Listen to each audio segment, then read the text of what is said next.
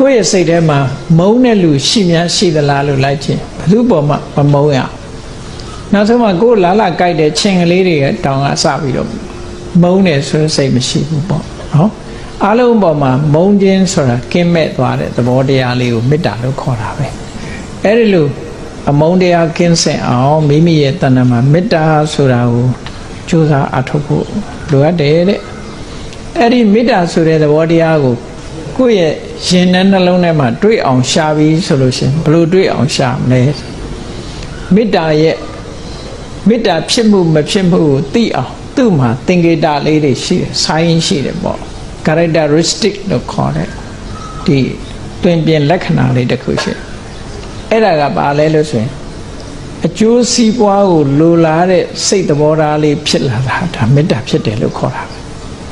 ဥပမာဘယ်သူပဲဖြစ်ဖြစ်ကြည့်လိုက်လို့ရှိရင်အော်သူ့အကျိုးလိုလားတဲ့စိတ်လေးဖြစ်ရင်ဒါမေတ္တာပဲဟို